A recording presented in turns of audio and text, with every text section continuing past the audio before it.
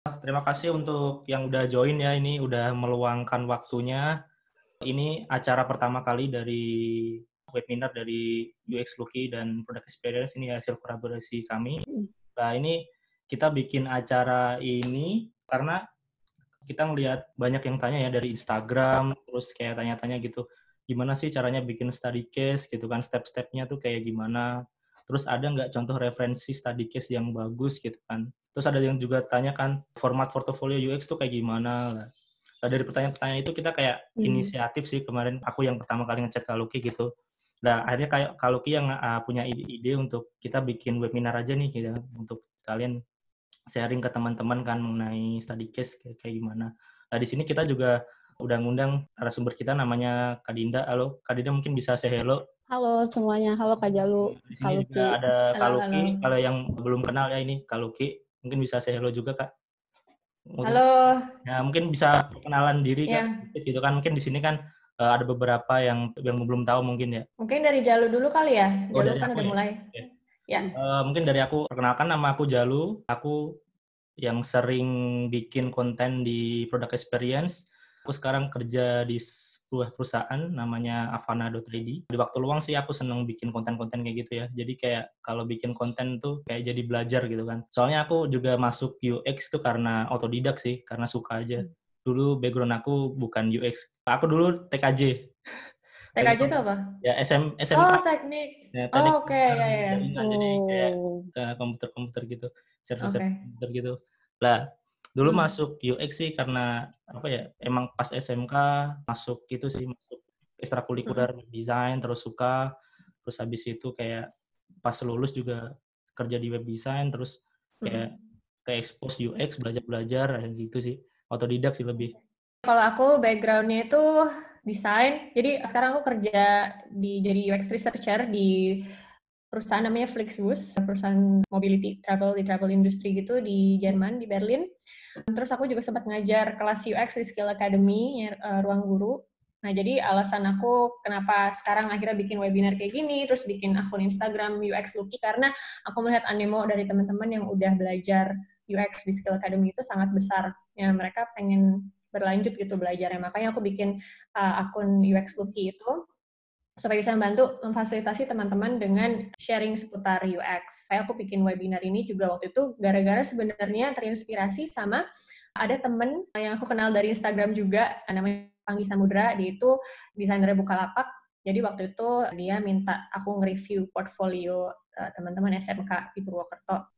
Jadi dari situ, wah ini eventnya bermanfaat banget nih kalau misalnya aku bisa sharing lebih luas lagi, karena waktu itu eventnya internal ya, aku bisa sharing lebih luas lagi ke teman-teman yang lain akan lebih bermanfaat. Jadinya kebetulan nih kenal Dinda waktu itu juga dari LinkedIn, kita sebenarnya semua ketemu online gitu lucunya.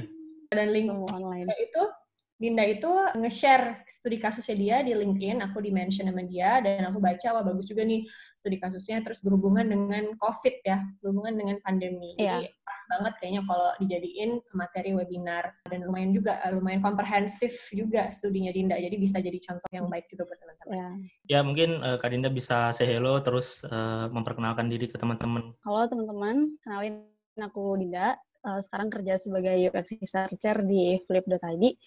Mungkin kalau yang udah tahu, Flip.id itu pokoknya menyediakan jasa tentang transfer antar bank, tapi nggak kena biaya admin. Jadi dulu awalnya aku kuliahnya di arsitektur, terus lulus emang udah tahu nggak pengen terlalu nyari kerja di dunia perarsitekturan gitu. Tapi saya senang banget sama desain gitu. Jadi akhirnya saya pas lulus sempat melenceng kerja di salah satu e-commerce di Indonesia sebagai graphic designer. Di situ statusnya magang.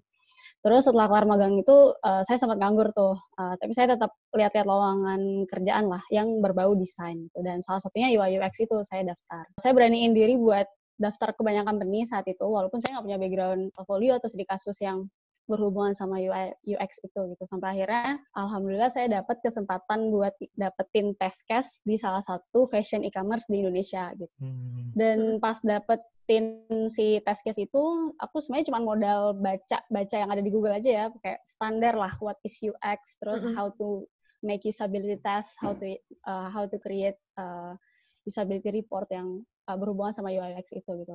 Akhirnya aku tetap harus mengeluarkan si test case itu kan, karena emang ada niatan buat kerja dan ya pengen tahu lah UI UX itu kayak gimana gitu. Dan setelah aku selesaikan test case itu, aku dapat interview dan sampai lolos, dan alhamdulillah sampai sekarang lah aku sini masih belajar untuk eksplorasi sih UI UX ini gitu. Sama kayak Kak Jalu dan Kak Lugi, aku juga lebih cenderung otodidak sih gitu. Dan sampai akhirnya tetap nyari-nyari mentor, kira-kira gimana ya yang bisa ngebantu aku buat membimbing lah kira-kira apa yang aku kerjain ini di UI UX sudah benar atau belum.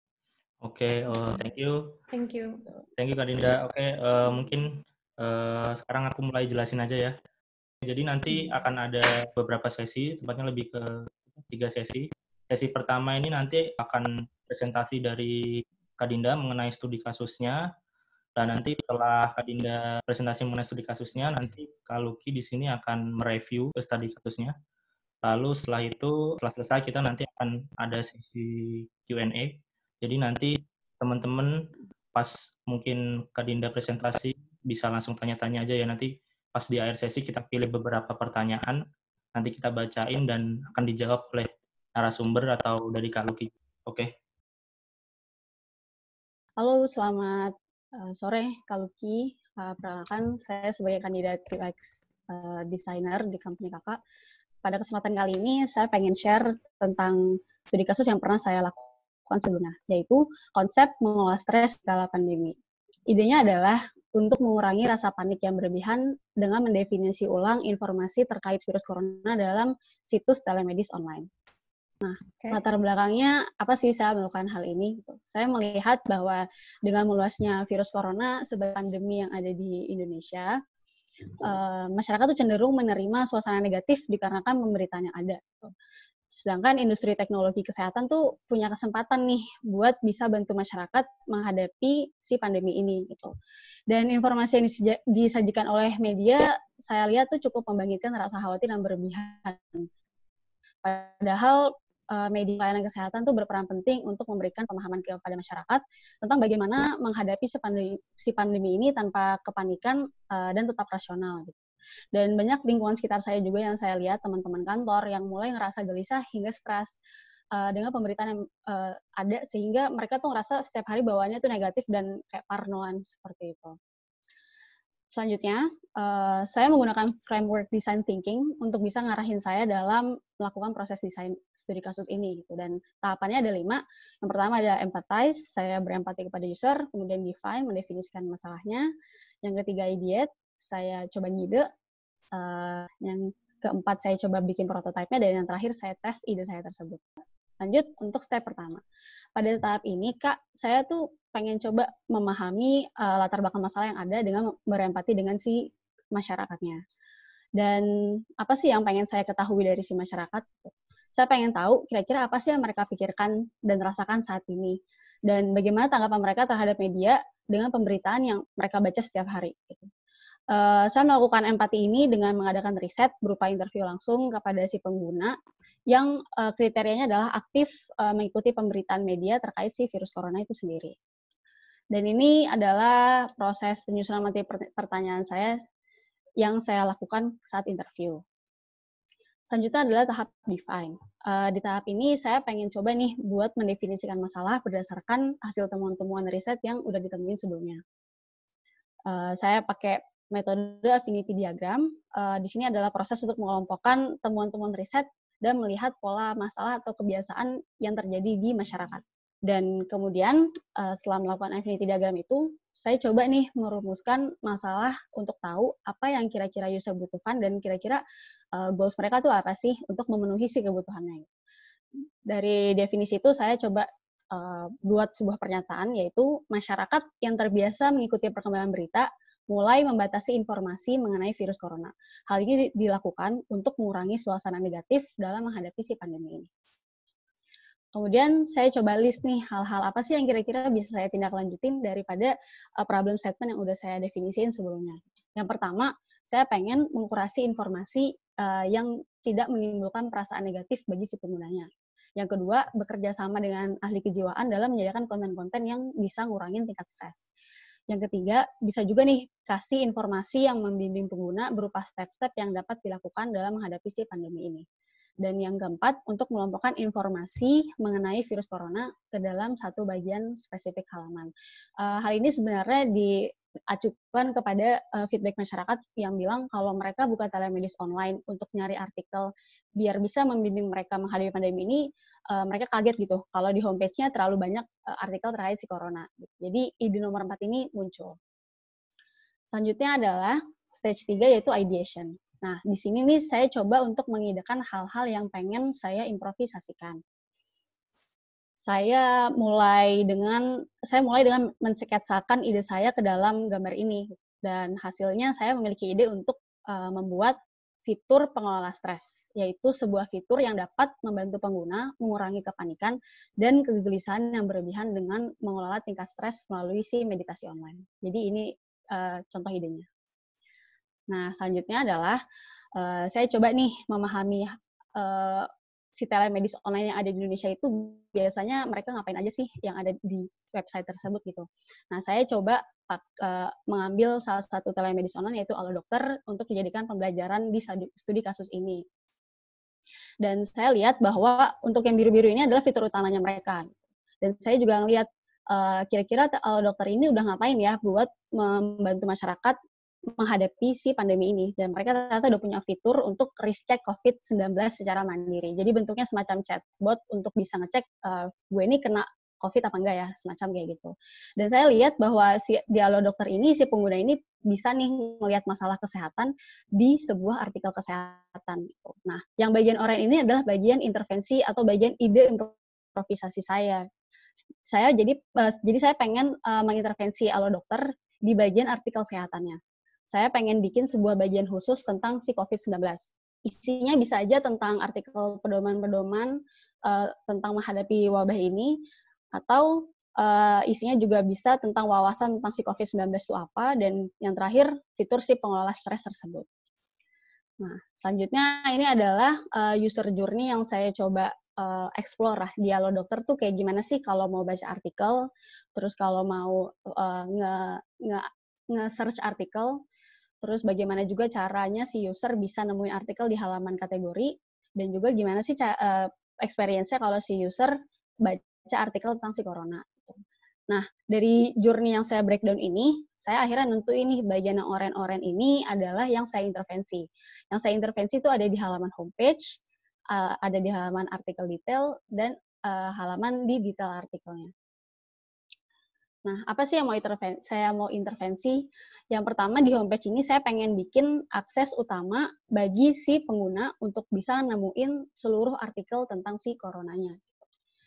Terus yang kedua, halaman tentang si virus coronanya. Di sini sih tujuannya untuk mengurangi pemberian informasi yang terlalu banyak di area homepage. Jadi saya alihkan ke halaman topik yang isinya semacam all about corona. Jadi bisa membuat pengguna tuh nggak ngerasa tertekan pas mereka buka situs telemedis online ini. Dan yang terakhir, saya mau intervensi juga berupa halaman simulasi kesehatan mental. Nah, di sini saya pengen nyediain nih simulasi mengenai pengelolaan stres kepada si penggunanya.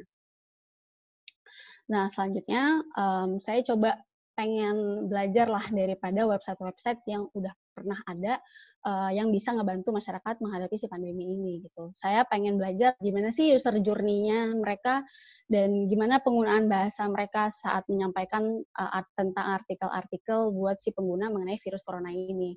Dan kira-kira struktur informasinya seperti itu.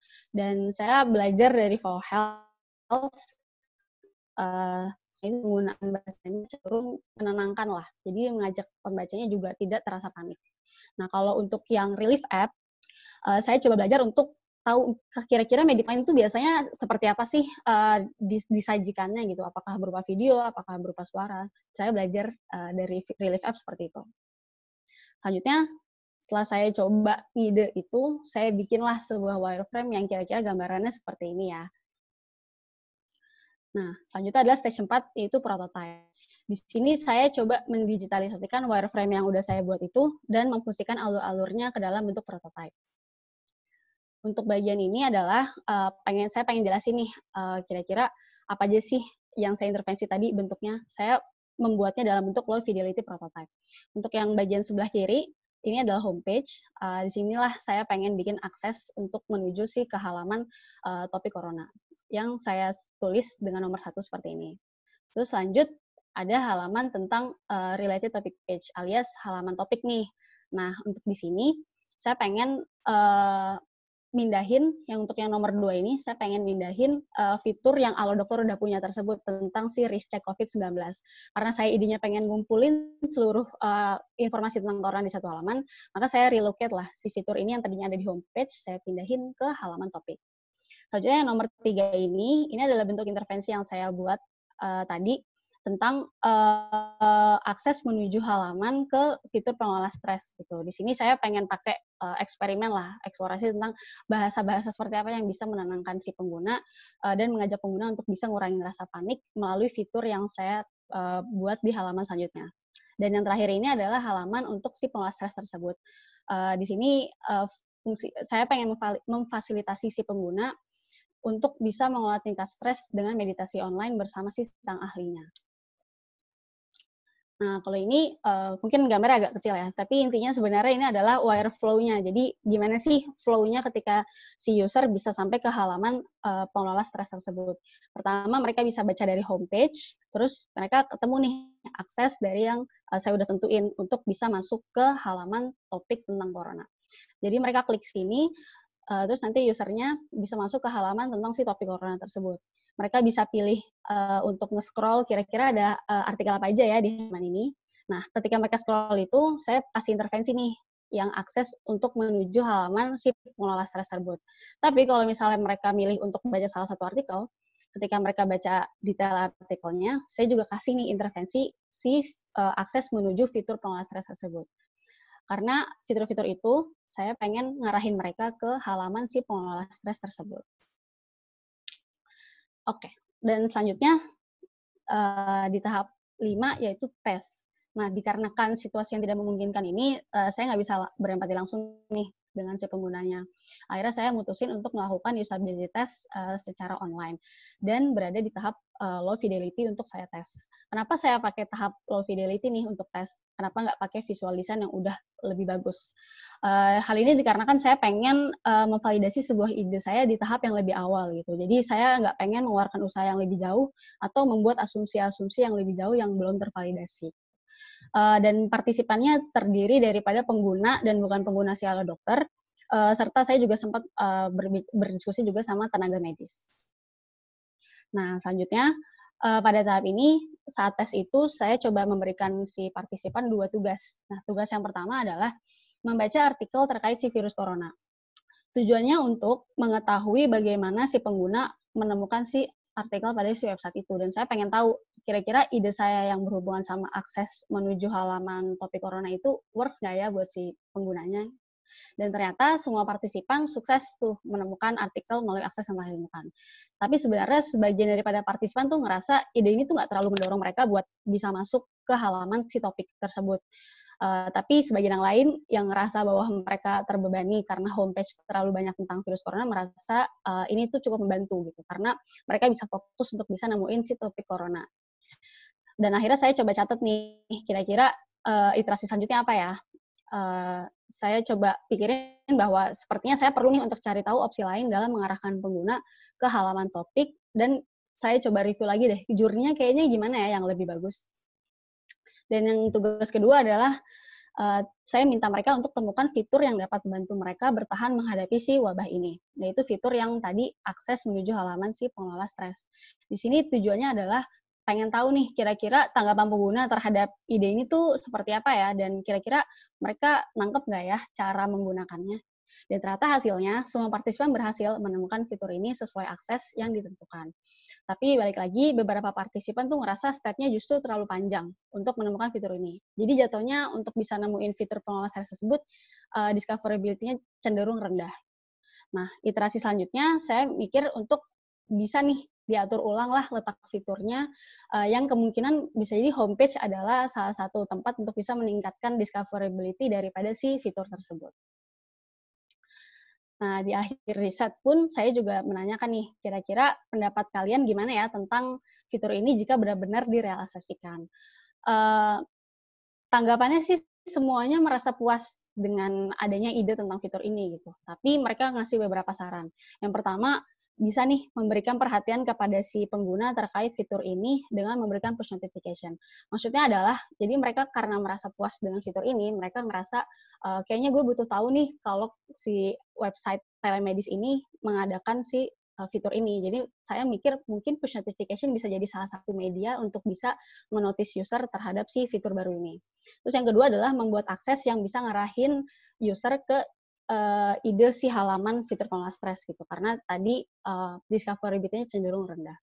Dan yang ketiga, menyediakan opsi suara laki-laki dan perempuan. Sebenarnya ini agak teknis sih, cuman saya pengen bisa jadi saran ini bisa kita sampaikan kepada si pihak terkait untuk kalau mereka mau buka atau mau merilis fitur yang berhubungan sama meditasi online, bisa dipertimbangkan saran yang ini.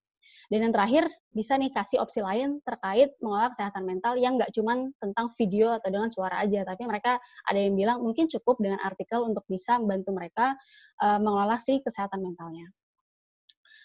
Oke, daripada studi kasus ini, saya coba muhasabah diri nih, saya coba merefleksikan ke diri saya, kira-kira apa sih yang saya masih kurang gitu, dan ternyata emang masih banyak banget hal-hal yang harus ditingkatkan saat mengerjakan proses desain tersebut. Saya merasa bahwa saya masih belum berpikir lebih secara gambaran besar dan teliti, karena masih banyak banget hal-hal yang nggak terpikirkan saat melakukan proses mengerjakan studi kasus ini gitu. Dan akhirnya saya merasa ide atau solusi yang saya berikan kemarin tuh sepertinya belum efektif dan belum tepat guna bagi si penggunanya. Tapi sebenarnya meskipun demikian, saya ngerasa dengan memahami pengguna melalui riset ini bisa ngasah skill saya juga sih untuk bisa mencari tahu pendekatan apa ya yang terbaik untuk bisa menemukan solusi yang nge-solve daripada si masalahnya si pengguna. Dan saya cukup senang mengerjakan studi kasus ini gitu, karena saya ngerasa eksperimental ini tuh cukup berhasil gitu. Karena saya yang biasanya melakukan usability test di tahap visual design, tapi sekarang saya pakai low fidelity prototype gitu. Kira-kira mereka nangkep nggak sih? Dan ternyata hasilnya mereka nggak terlalu mikirin tuh sama si visual desainnya, tapi mereka juga mikirin tentang idenya gitu. Dan saya bisa evaluasi lebih di tahap awal sebelum saya berada di tahap yang mungkin asumsi saya sudah terlalu banyak dan belum tervalidasi idenya. Mungkin sekian daripada presentasi dari saya. Kalau Ki, mohon feedback-nya dan tambahannya untuk hasil studi kasus ini. Terima kasih.